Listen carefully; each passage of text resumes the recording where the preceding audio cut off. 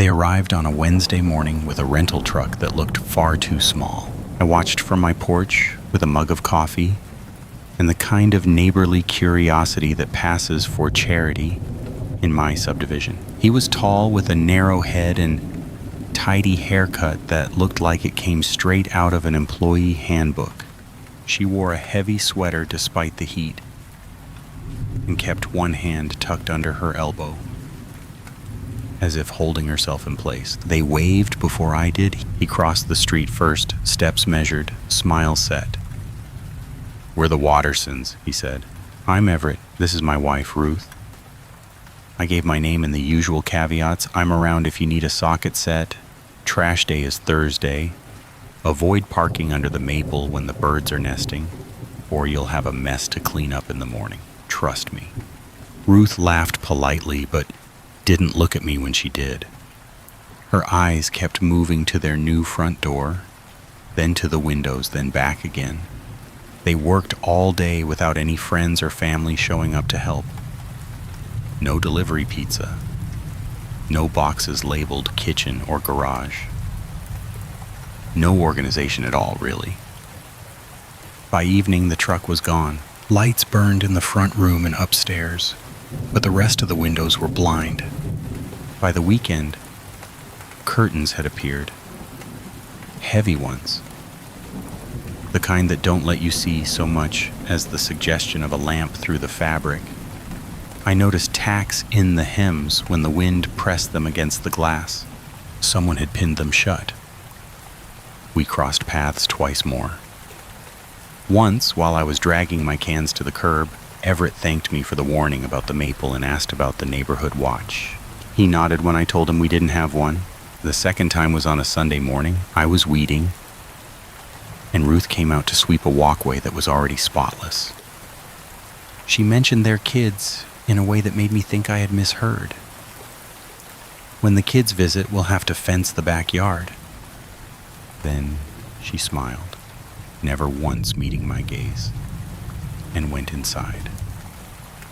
They were friendly, but something about their interactions was unsettling, like they were rehearsing lines. Each time I saw them, I had the sense I'd wandered into a scene that had already been blocked out. Everett stood where he needed to stand. Ruth watched the marks. I told myself that was unkind, that not everyone performs small talk the same way, and besides, moving is stressful. Perhaps their calm facades were the result of their best efforts to keep their panic from spilling over. At night, I'll admit that out of curiosity, I sometimes sat with the television muted and the living room blinds tilted just so, letting me see their porch and surveilling them. Their door opened and closed at hours that didn't line up with office jobs or morning shifts. They didn't linger outside. I never saw a grill or lawn chairs. Packages on their stoop disappeared within minutes of the delivery van driving off. I'm telling you this so you'll understand that I didn't start with suspicion. It started with me paying attention. The difference matters. Attention is what we owe each other when we share a street. Suspicion grows when attention reveals too many anomalies. I didn't know it then, but Mr. and Mrs. Watterson were very, very bad people. I didn't realize how bad until it was too late. The first strange sound came less than a week after they moved in. I was half asleep on the couch when it floated across the street, thin and warbling, like someone trying to sing through a mouthful of cloth. It ended in a muffled thump. I sat up, waiting for another, but heard nothing but the hum of my refrigerator and the faint rush of cars on the highway 2 miles over. I told myself it was the television that I had nodded off with some crime drama running, and my mind had blurred the sounds into something it wasn't. But when I rewound the episode the next day, there was no scene that matched what I thought I'd heard. A few nights later, it happened again, different this time. That night, it took the form of scraping, drawn out and metallic, followed by what I swear was a child crying. My windows were closed, yet I could hear it as if it came from just outside. By the time I opened the blinds, the Wattersons' house looked dark and inert. I started noticing things in daylight too. Locks. Not just the standard deadbolts, though they had those, but chains, keyholes, and what looked like a sliding bar across the inside of their front door. I saw them when Everett opened up for a package. He closed it quickly, but the impression stuck. They were sealing something in, not keeping burglars out. Their shed was another curiosity. Fresh lumber reinforced the door frame, and a new padlock hung there, big enough to keep a biker gang's stash safe. Yet I never saw either of them go inside. Then came the dog. Mrs. Connolly, 2 houses down, had a terrier named Duke, notorious for yapping at falling leaves. One afternoon, Duke slipped his leash and went tearing through backyards. I saw him pause near the Wattersons' fence, nose twitching like he'd caught the scent of steak. He started digging furiously at a patch of earth by their gate. By the time Mrs. Connolly waddled up shouting his name, Duke was gone, vanished, as if the yard had swallowed him. The Wattersons were polite about it. Everett even helped Mrs. Connolly search the block, walking beside her with his hands clasped behind his back, nodding gravely at every bush she peered into.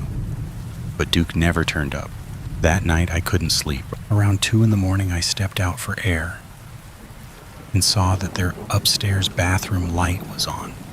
Through the gap in the curtain, I caught sight of Ruth bending over the sink, scrubbing at a bundle of fabric.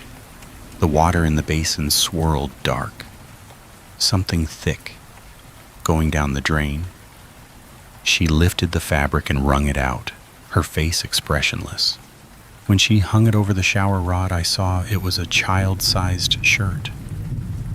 I backed away from my window before she could glance out. You might think I ran to the police then and there, but I didn't. I convinced myself there had to be a rational explanation. Maybe the shirt belonged to a nephew, for example, or maybe the stain was paint. My mind worked overtime inventing excuses because the alternative, that my neighbors were hiding something vile, was harder to face. Still, the oddities piled up.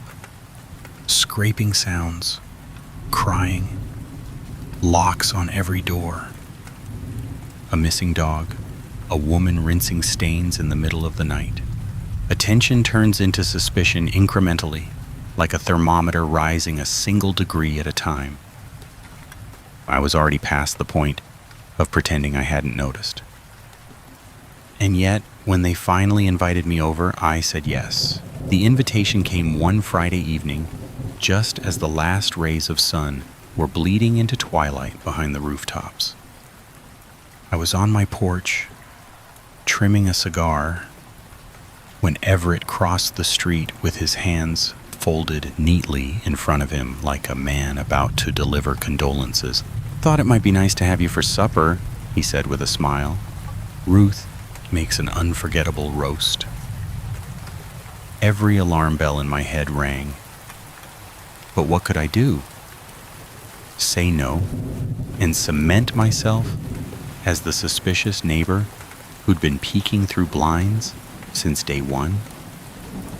Accept and maybe learn something about what really went on in that house? Curiosity beat out caution, and I agreed. Their home smelled faintly of lemon-scented disinfectants and something metallic beneath it, like old coins rubbed warm in the hand. The air felt staged, too clean, as if no one actually lived there. The living room had a couch, a lamp, and a coffee table with a single decorative book stacked on it. I spotted nothing personal. There wasn't a single photograph, no clutter, and no warmth. Dinner was set in the dining room. The table was already arranged. Plates, polished silverware, and crystal glasses filled with water. A roast sat in the center, flanked by bowls of potatoes and carrots. It was textbook perfection, the kind of meal you'd see in an advertisement for cookware. Ruth motioned for me to take a seat. She never quite looked at me, not directly. Instead, her eyes skimmed past my shoulders. Everett did most of the talking. He asked where my parents lived, how often I visited them, whether I had brothers or sisters, and whether I'd ever been seriously ill. On their own, the questions were innocuous questions on the surface, but in sequence, they seemed too pointed. I felt as though I was being interrogated. "Have you ever broken a bone?" he asked, carving a slab of meat and sliding it onto my plate. "Nothing worse than a sprained ankle," I said. He nodded as if making a note. Ruth smiled faintly, finally meeting my eyes. Her gaze lingered a moment too long. The food was fine. Better than fine, honestly. But every bite tasted like I was swallowing unease. Midway through the meal, I excused myself to use the restroom. Everett pointed down the hall. That's when I saw the basement door, bolted shut from the outside, and not with a little latch either. It was secured with an iron slide bar across the frame, as though they expected something to claw its way up if it wasn't restrained. I stood there a second too long, staring. From behind the door came the faintest scrape, followed by silence. When I returned to the table, Ruth was waiting for me, smiling. Everett's eyes measured me the way a butcher sizes up a cut of meat. We finished dinner without incident, and they thanked me profusely for coming, pressing a foil pan of leftovers into my hands. Back in my house, I set the container down untouched. I stood in my kitchen for a long time, trying to shake the sense that I hadn't been invited to share a meal, but to see how far I'd go. That night I dreamed of a door bolted from the outside and of something waiting behind it. After that dinner, I couldn't let it go. Every detail of their house stuck in my mind. The absence of family photographs, the surgical cleanliness, the basement door sealed like a tomb. I told myself I'd stop thinking about it, but by the next morning I was already standing at my window, blinds cracked, watching their front yard like a hawk. It didn't take long. The first thing I noticed was their lack of a schedule. Everett left at odd hours and never in work clothes.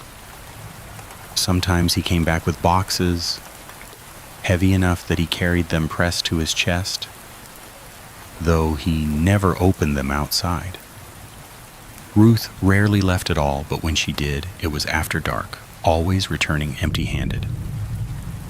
I started keeping notes, tracking dates, times, and patterns. At first, it felt like a game of deduction. But the more I wrote, the more it resembled evidence. The strangest thing was the visitors, always arriving after midnight. A car would pull up. Different makes and models each time, always with plates I didn't recognize. Someone would get out, knock on the door, and slip inside. To my knowledge, no one ever left. The cars would vanish by morning. One night, I saw Everett dragging something heavy across the yard. It was wrapped in a tarp, long and awkward, like a rolled carpet. He grunted with the effort, hauling it toward the shed. When he unlocked the padlock, the door swung wider than I expected, revealing only darkness inside. By the time he pulled the load in and shut the door, I was already scribbling notes with a hand that shook too much to read. The next morning I tried to tell another neighbor, Stan, who lived 2 houses down and prided himself on mowing his lawn diagonally for maximum curb appeal. He chuckled and clapped me on the shoulder. "You've been watching too many thrillers," he said. "The Wattersons are fine people. Ruth even brought me some banana bread last week. Maybe get some rest, huh? Banana bread, I harumphed. I couldn't remember the last time I'd seen her at the store. From then on, my thoughts tangled into something heavier. Full-blown paranoia, maybe. But it didn't feel baseless. It felt like staring at the corner of a puzzle picture. Certain that the pieces belonged together even if no one else saw it. And then there were the faces. I didn't see them clearly at first, just flickers in the upstairs windows. Shapes pressed against the glass, small and pale, like children watching from behind curtains. Then I'd blink, and the window would be empty. I told myself it was shadows, tricks of the streetlight. Except shadows don't fog up glass, and one night, I swore I saw a hand press faintly against the pane before being yanked away. When I crossed the street later that week, under the pretense of bringing back the foil pan they'd given me, I asked Everett casually if they had any kids. He smiled and said no, that it was just the two of them. His answer came too fast, like he'd rehearsed it. The smell was what finally broke through my excuses. It started faint, sweet at first, then sour, then unmistakably rotten. I noticed it on a warm evening in early July, when the air hung heavy enough to trap every odor. At first I thought something had died under my porch. Maybe a raccoon or stray cat. But the closer I walked to the street, the more certain I became that it was coming from the Wattersons' property. I wasn't the only one who noticed. Mrs. Connolly wrinkled her nose as she watered her begonias. Stan muttered about the sewer line. But no one knocked on the Wattersons' door. Everyone shrugged it off, as if admitting where the stench came from would make them responsible for addressing it. I called the non-emergency line. An officer stopped by that afternoon, stood on the sidewalk, sniffed once, and shrugged. He rapped lightly on their door. Everett answered, all polite smiles, and a minute later, the two of them were laughing like old friends. When the officer left, the smell was somehow stronger. That night, I decided to investigate further. Around 2 a.m, when the neighborhood was as quiet as it gets, I crept across the street. Their shed stood at the edge of the yard, secured with a padlock.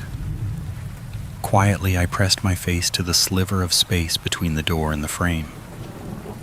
Inside, the beam of moonlight picked out just enough to make my stomach turn. Restraints bolted into the wall. A narrow cot. A child's shoe lying on its side. Something stained the floorboards near the corner, a blotch darker than dirt. I pulled out my phone and tried to snap a picture. The screen flashed white as the shutter went off. Too bright, too loud. Panic surged. I backed away, nearly tripping over the garden hose coiled by the steps. That's when I saw her. Ruth. She was standing motionless on the back porch, framed by the yellow glow of the kitchen light, grinning. Then, without a word, she turned and went back inside. I ran. Back in my house, I sat on the floor with my back to the door, phone in my hand, lungs burning. I looked at the photo. It showed nothing but darkness. The flash hadn't caught the cot, or the shoe, or the stains, just a blur of wood grain. I had no proof. I didn't sleep that night. Every creak of my house sounded like a footstep approaching. Every car that passed was theirs, coming to shut me up. By morning, the smell was gone, the air was clean, and their yard was freshly mowed. The Wattersons waved when they saw me leave for work, cheerful as ever. But the way Ruth's smile lingered in my mind told me she knew. She knew exactly what I'd seen. After the night in their yard, I couldn't pretend anymore. My notes had become pages of accusations, times, smells, faces in windows, the shed. I gathered them up along with the useless photo on my phone and marched into the police station. I expected skepticism, but not outright dismissal. The desk sergeant glanced at the picture and slid the phone back as if it were a menu he didn't care to order from. "Dark shed," he said. "Could be anything." I insisted. I told them about the crying I'd heard, the dog that vanished, the restraints, and the bolted basement door. The officer finally sighed and agreed to send someone out. When they arrived at the Wattersons, I followed, heart thundering. Everett and Ruth opened the door like they'd been expecting guests.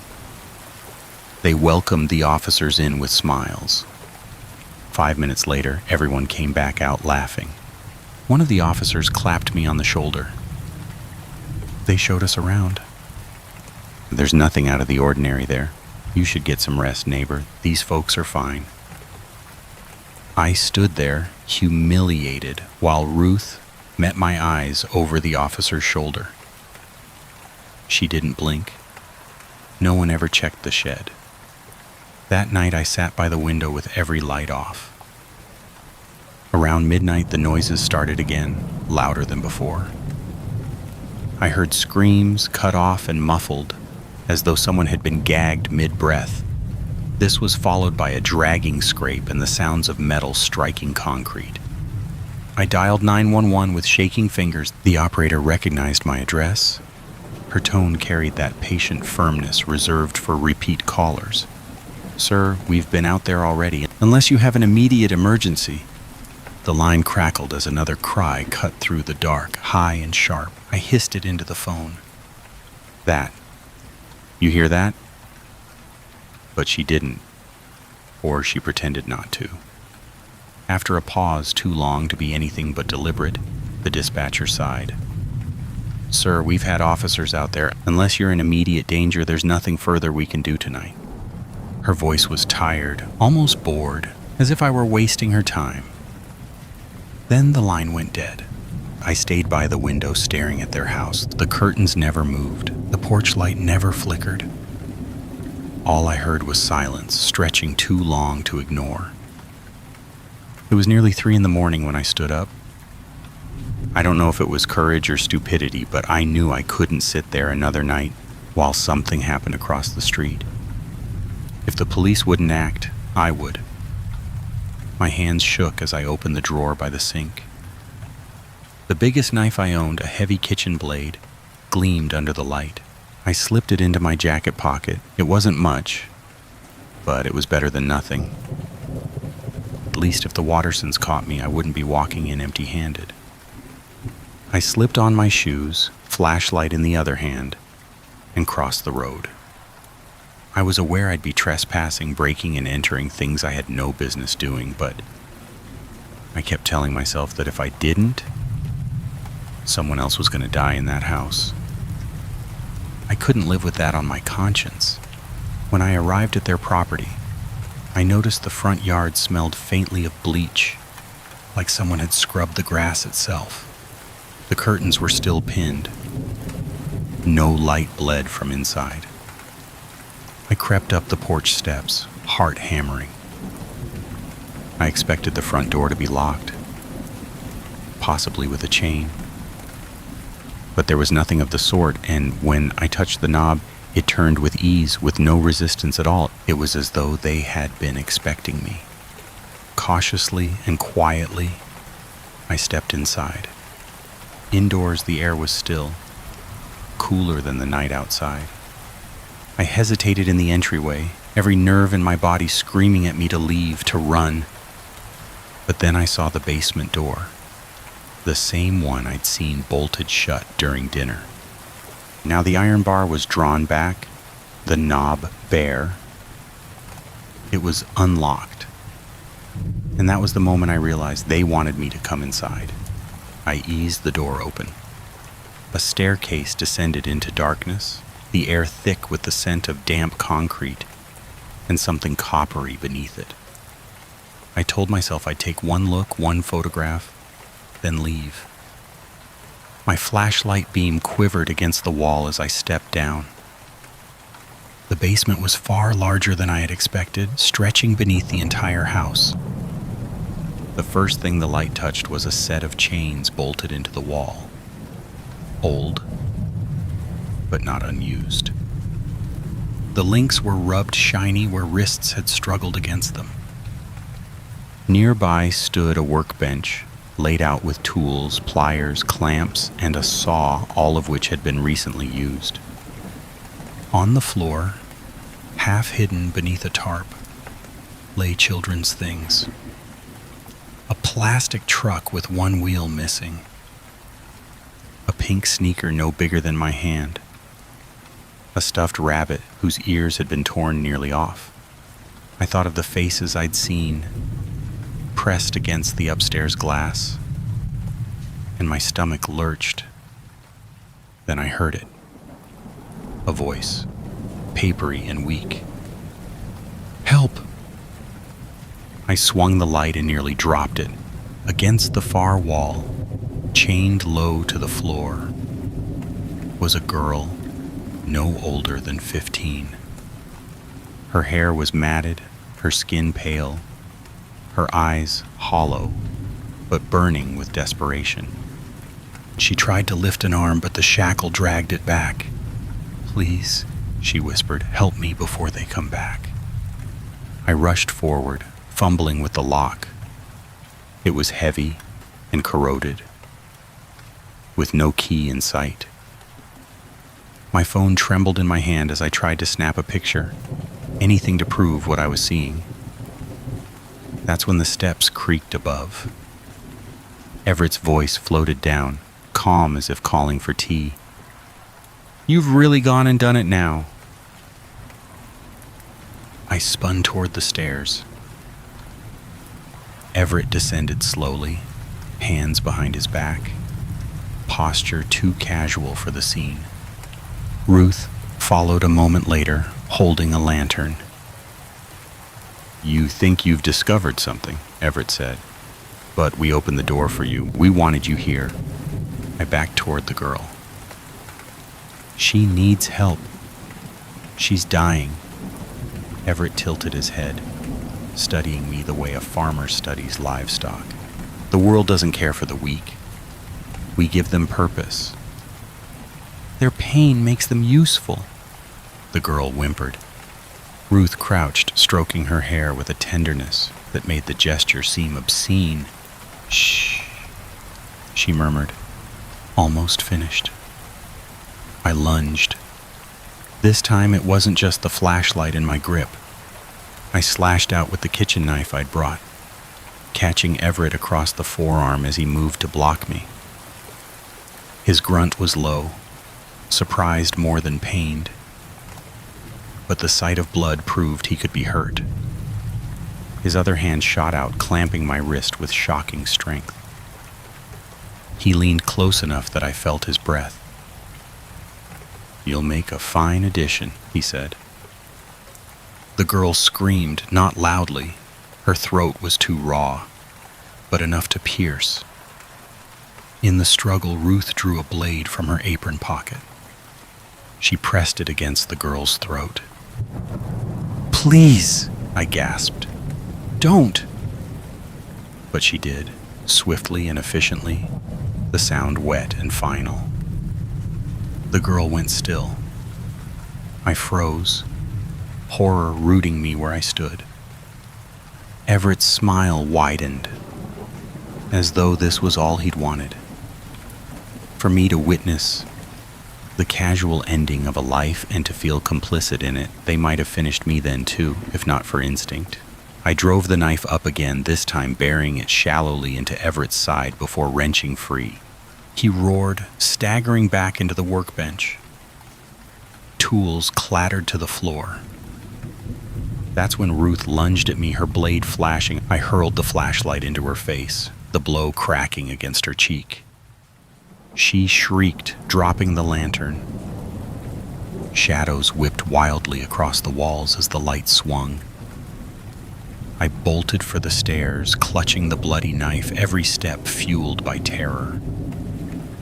I careened up the stairs 2 at a time, lungs searing, heart clawing at my ribs. Behind me, laughter rose, following me all the way to my front door. I didn't sleep that night. I slammed my own door shut, locked it, wedged a chair beneath the knob, and sat there shaking, waiting for them to pursue me. Every car that passed threw shadows across my walls that made me lurch for the phone again. When dawn came, I called the police again. My voice cracked, and I barely made sense, but I told them everything. About the basement, the girl, the chains, the blood. 2 cruisers arrived within half an hour. I watched from my porch as they knocked. The Wattersons answered, bright-eyed and smiling, as though they'd just been woken from a wholesome dream. They welcomed the officers inside. I sat there, fists clenched, for 20 minutes. When the cops finally came out, one walked over to me. He told me there was no basement, said he'd toured the whole house. Storage closets, laundry nook, pantry. There were no stairs, no bolted door, just tidy rooms, and a cheerful couple who were very understanding about my concerns. I laughed in his face. Maybe take some time off, the officer suggested. Stress does things to the mind. When they left, the Wattersons stood in their yard and waved at me. Ruth even called across, "We'll have to have you over again sometime." Her tone was syrupy, and her eyes never left mine. That night, their house was dark. The lights stayed off, and everything remained quiet, as though the home had been abandoned. But I knew better. I'd seen too much to believe it. Days passed. Then a week. I tried to live normally. I went to work, bought groceries, and made small talk with Stan about lawn care. But the tension built in me. I kept my notebook hidden under my mattress, terrified they'd somehow slip inside and take it. Then, as quickly as they'd come, the Wattersons were gone. No trucks, no for sale sign, no goodbyes. Their windows went dark one night and stayed that way. What unnerved me most wasn't their vanishing. It was the way everyone else reacted. Or rather, the way they didn't. Stan waved at me while mowing diagonally, never once mentioning the neighbors who'd baked him banana bread. Mrs. Connolly went on watering her flowers as though Duke hadn't disappeared, scratching at their fence. If I brought up the Wattersons, people looked at me blankly. Within days, it was as though the couple had never existed at all. I tried to anchor myself in proof, but the more I searched, the less there was. Old conversations vanished. My notebook, pages filled with dates and times, now looked like the ramblings of a shut-in staring out a window too long. Then came the posters, missing children's faces taped to the glass of the grocery store. The bulletin board at the gas station, one of them was hers. The girl from the basement, the one I saw die. According to the flyer, she'd vanished a week earlier. No body, no trace, no suspects, no leads. I made one last effort. I brought the flyer to the police, explained what I'd seen, and where she had been kept. They listened politely, and when I became agitated at their outright dismissal, they begrudgingly pulled the blueprints for the Wattersons' house to prove to me that there was no basement and that there never had been one. And as for the shed, "Sir," they told me, "that property's always been bare, just a lawn and a few maples." I left in a daze, walked back across the street to see for myself. And it was true. The shed was gone, as if it had never stood there. The locks, the padlock scars, the dirt Duke had dug were all gone. And through their front windows I could see that the outline of the basement door was missing. The plaster smooth and untouched. where there should have been a gaping hole in the wall. The house itself was empty, a sign in the yard reading "for sale." Online listings showed it had been on the market continuously for over a year, ever since the family before the Wattersons moved away. There was no record of Ruth or Everett, no photos, no paper trail. It was as if they'd been erased from reality but not from my memory. Despite the rest of the evidence disappearing, I knew I wasn't crazy because the posters remained. The girl was still missing, others too.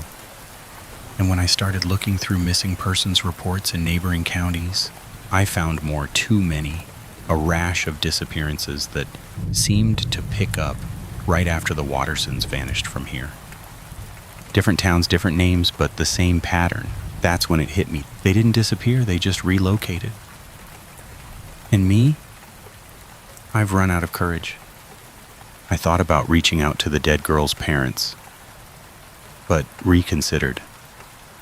I'm finished risking my life trying to prove what no one wants to see. I won't chase them. Not anymore. If I do, I suspect I'll end up just like that Yugan woman in the basement. And the world will move on as if I never existed. But I can warn you, if a man with a narrow face and a too perfect smile moves in across the street, if a woman in a sweater too warm for the season avoids your eyes while she laughs, be on guard. Don't take their food. Don't accept an invitation inside. Don't wait for proof. Don't make excuses for the noises or the smells. Call the police. Burn their house to the ground. Do whatever it takes. Anything. But sit there, watching from your window, waiting for more children to disappear. I don't know who or what they really are, or if they're even human, but I know what I saw, and I know this: Mr. and Mrs. Watterson are very, very bad people.